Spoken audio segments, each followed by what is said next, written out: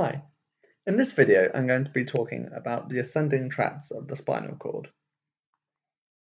So the ascending tracts provide sensory information from the peripheries to the brain so you can understand what you're feeling. And to do this, you have to have a number of sensory receptors in your skin to receive this information. So firstly, we have our Meissner corpuscles, and these are your fine touch. So these, after a light touch, will fire once, and then there will be a period in which they don't fire, and then when you remove the stimulus, they'll fire again. Your Merkel discs do what is called continuous and discriminative touch. So the way you can see this is that once there's a stimulus, this continues to fire throughout. So if you have a pen in your hand, it's what allows you to be aware that the pen continues to be in your hand.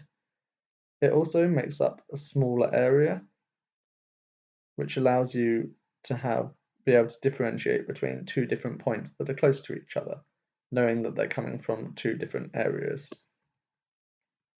One way to remember this is that Angela Merkel is continuously discriminative. Now, although this very much isn't true, it makes a nice way of remembering this.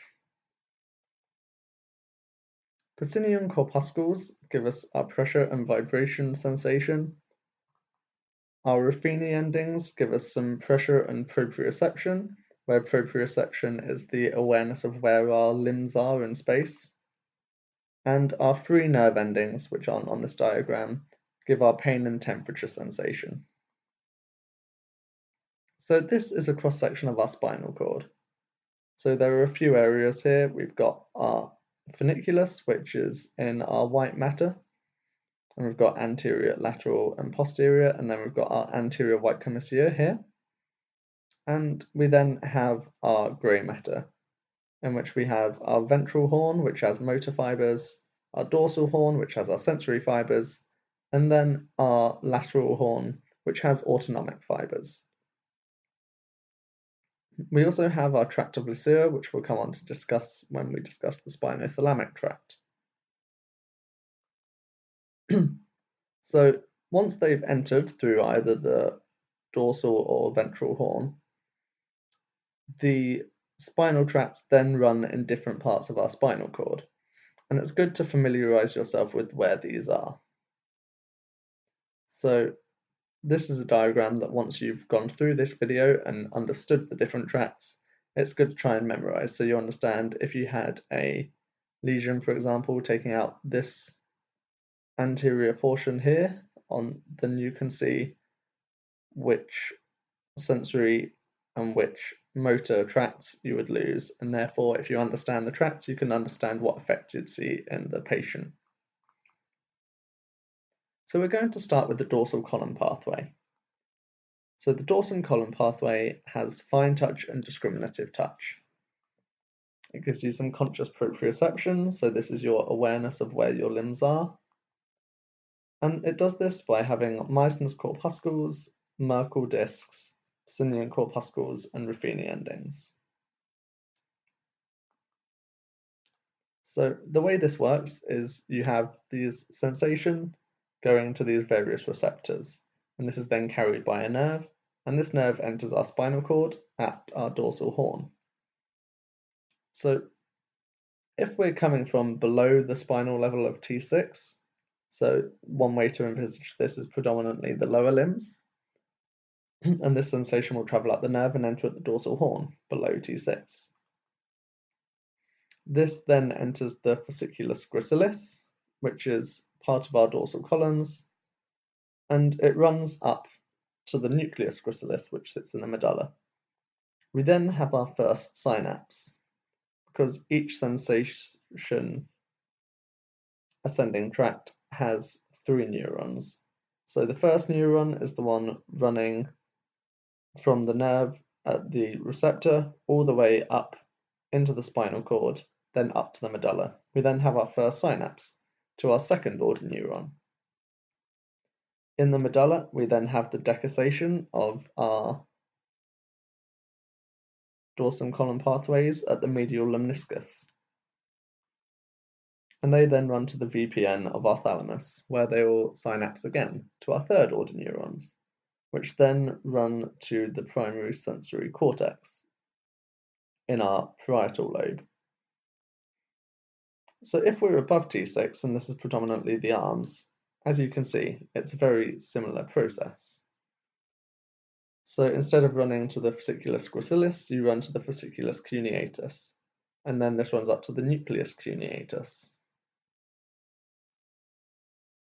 And then they run to a slightly different part of the primary sensory cortex from the way the homunculus is mapped out onto the primary sensory cortex.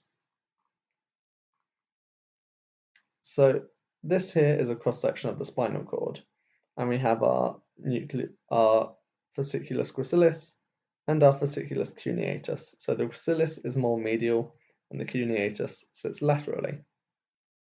The way that I remember which is I remember that the gracilis is from the legs, because ballerinas have very graceful legs. Graceful legs. It doesn't work for everyone. But as you can see, the nerve will enter at the dorsal horn and then go straight into our fasciculus cuneatus or gracilis. These then will run up to our nucleus gracilis and nucleus cuneatus in the medulla and decussate at the medial lemniscus, and then run up on the contralateral side to the thalamus, where at the VPN they will synapse again to our third order neurons and run to the parietal cortex. So next we have our spinothalamic tract. So this has the main functions of pain, temperature, and simple touch. So this comes from our three nerve endings. And these can be broken down into two different types. We have our A delta fibers and our C fibers. Our A delta fibers are myelinated, and this allows them to carry information a lot more quickly. So this means information about pain traveling along these fibers is often referred to as ouch pain because it travels very quickly and gives you a sharp pain. The data that travels along your C fibers is often referred to as a groan pain because it travels slower, so it's less sharp and it's more achy sort of pain. So our spinothalamic tract can be broken up into our ventral spinothalamic tract and our lateral, where the ventral has our simple touch information and the lateral contains the pain and temperature. So here we can see our spinothalamic tract, and this information comes from our three nerve endings, and then it will typically enter at the dorsal horn, and it then has a number of options. So it can either, and once it's entered, immediately synapse, and then decussate at the level at which it synapses. So it will travel across here in the anterior white commisure, and then travel to either the ventral or lateral spinothalamic tract, depending on whether it's carrying pain, temperature, or touch information. Alternatively, however, when it enters, it can immediately travel up in the tract of Blisseur. Now, this won't travel all the way up the spinal cord, it will just travel up one or two spinal levels, as you can see here. And then it will, once it's travelled up, it will travel out of the tract of Blisseur, and again synapse at the level at which it exits the tract of Blisseur, and decussate in this anterior white commisure, and travel across to again either the ventral or the lateral spinothalamic tract. So we have our first order neuron entering, and then either decussating immediately or going up to the tract of Blisseur and decussating after it's synapsed. It then travels all the way up to the thalamus, and then in the thalamus it will synapse again to the third order neuron. So enters at the dorsal horn.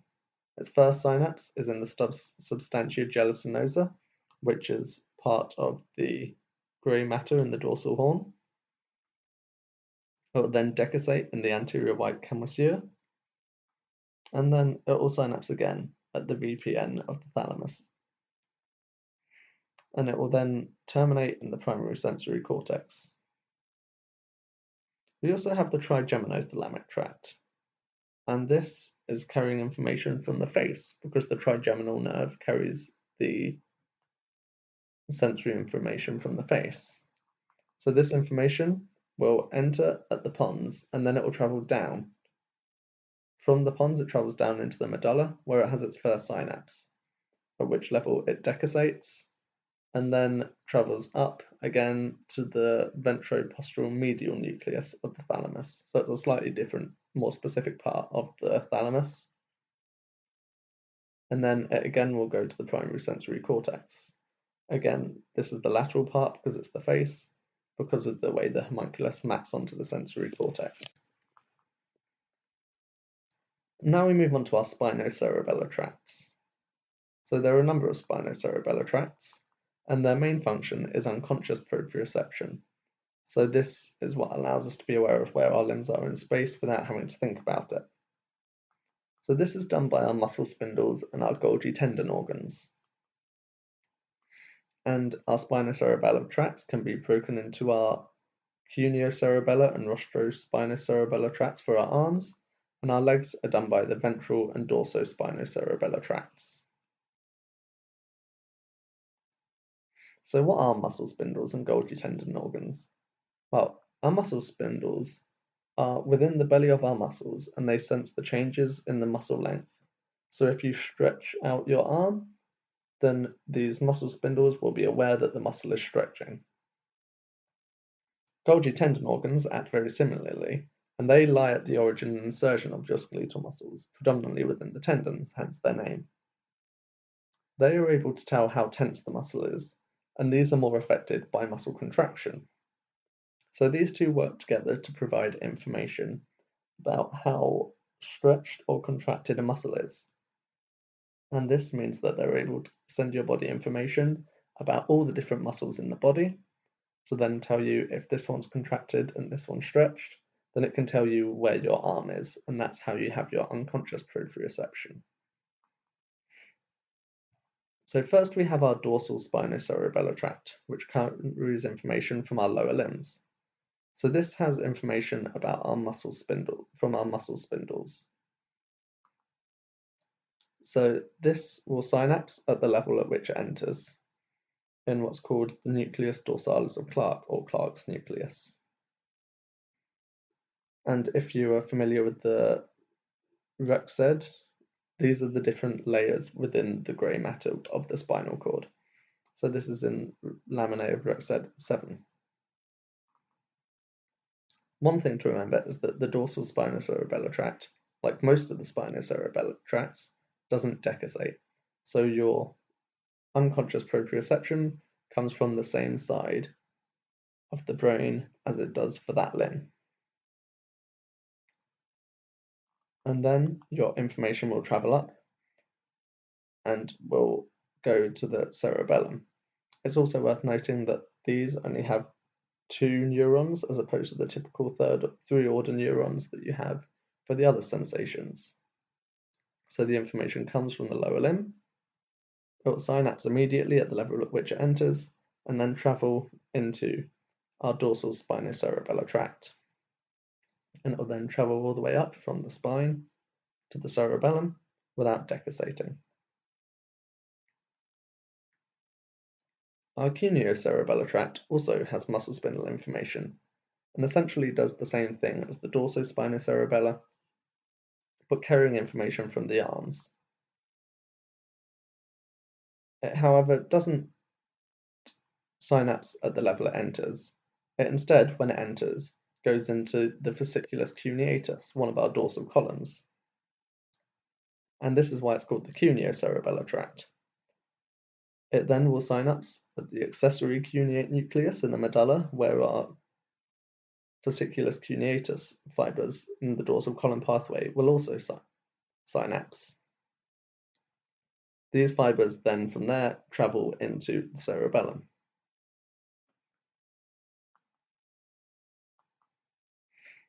So our ventral spinocerebellar tract. This one's the slightly odd one in that it does decussate, but it in fact decussates twice. And this means that although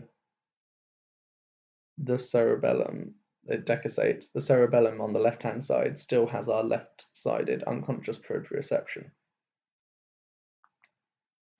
So this is done by our Golgi tendon organs. So this is more about our contractile part of our muscles.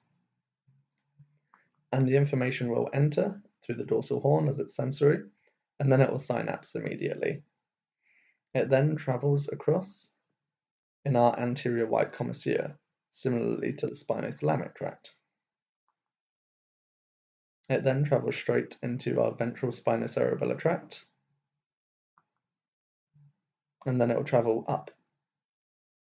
It then, in the midbrain, will decussate again as the second order neuron and travel straight into the cerebellum. So finally we have our rostral spinocerebellar tract. And our rostral spinocerebellar tract is again information from Golgi tendon organs, but this time from the upper limb. This will synapse at the level at which it enters, and then travel into, again, our anterior spinocerebellar tract or ventral spinocerebellar tract. So this travels together with our ventral spinocerebellar tract, but it doesn't decussate at any point. So it enters, synapses immediately, sorry, this diagram's slightly incorrect, and it will then travel up and then travel into the cerebellum. So that's all of the ascending tracts of the spinal cord. And then you can try and start to think about some of the different things that can go wrong. And then if you can work out where each one is and where each one travels and think about the lesions, then you should be able to answer most questions about the ascending tracts of the spinal cord. Thank you.